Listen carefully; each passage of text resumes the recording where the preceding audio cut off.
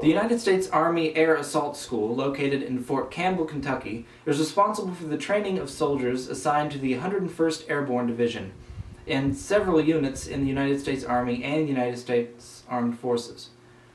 The Air Assault School was recently accused of enforcing a Christian-specific prayer at its graduation ceremony that demanded mandatory participation from its attendees. A video was obtained by the Military Association of Atheists and Freethinkers in which trainees are directed to bow their heads to the graduation prayer and to give a response that sounds like Amen. A leader of the trainees, as quoted by a graduate, instructed the group to bow your head during the prayer, and when the chaplain says Amen, you'll either say Amen or Hey man.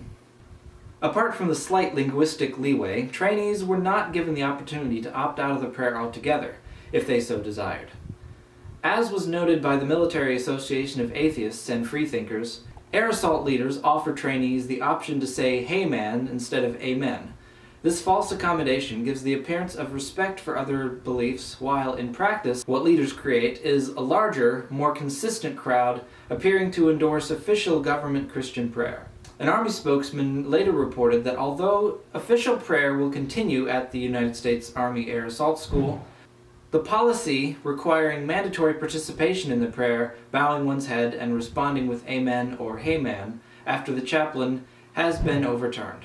On June 17th, Dylan Roof orchestrated a mass shooting at the Emanuel African Methodist Episcopal Church in Charleston, South Carolina, a historically and predominantly African-American church. The mass shooting led to the death of 9 people. Based on the statements made during the ensuing massacre and the manifesto found on his website, it is clear that the shooting was racially motivated. Less than a week later, at the Emanuel African Methodist Episcopal Church, at least 5 predominantly black southern churches in Tennessee, Georgia, North Carolina, and South Carolina have been attacked and burnt, some of which have been confirmed by authorities to be the work of arsonists. In order to address this problem, Muslim groups in the United States launched a campaign on Launch Good, beginning on July 2nd and ending on July 18th, to help raise money for these black churches. This initiative, which is supported by the Muslim Anti-Racist Collaborative, the Arab Association of New York, and Ummah Wide, was able to raise over $100,000 for the churches, which is more than 10 times their original goal for the campaign. A statement on the campaign page read, "It's Ramadan, and we are experiencing firsthand the beauty and sanctity of our mosques during this holy month. All houses of worship are sanctuaries, a place where all should feel safe, a place we can seek refuge when the world is too much to bear. We are calling on you to help add your support to faith communities across the country pooling their resources to rebuild these churches.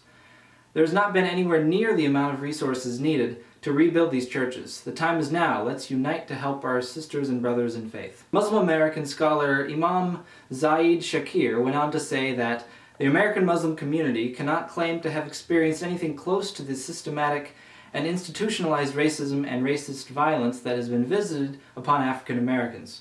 We do, however, understand the climate of racially inspired hate and bigotry that is being reignited in the country. In 1970, French journalist Claude Vorilhon founded the religion known as the Raelian movement. The religion is now known to have over 90,000 members in more than 104 countries. The Raelian movement holds the belief that life on Earth was created by an advanced race of extraterrestrials called Elohim. Furthermore, its followers believe that between the years 2025 and 2035, the Elohim will arrive on Earth. In order for the world and for humanity as a whole to prepare for the arrival of the Elohim, the Raelian movement made a formal request to Portugal asking that the country build an embassy for the advanced extraterrestrial race. The Portuguese government has yet to offer a response to the project that has been estimated to cost over $40 million. It was reported that the embassy will be a total area of 4,000 square meters, approximately 43,056 square feet. There would still be an expansive lawn, swimming pool, meeting room, and accommodation aimed to the rest of the intergalactic visitors. According to the movement, the embassy will serve as a diplomatic space for the Elohim and also as a means to land their spacecraft. It has also been marketed as a way to boost the tourism of the embassy's host country amongst the members of the religion. Raelian Bishop Daniel Turcotte responded to the allegation that the group is seeking the assistance of the Portuguese government because other countries such as Canada and Brazil have turned them away by stating, "All countries of the world have received a formal request and several of them have answered us and showed interest for this project that will provide considerable economic and scientific benefits for the countries that will be selected. He further noted that governments with whom we are in contact are asking us for absolute confidentiality on any discussions we have with them.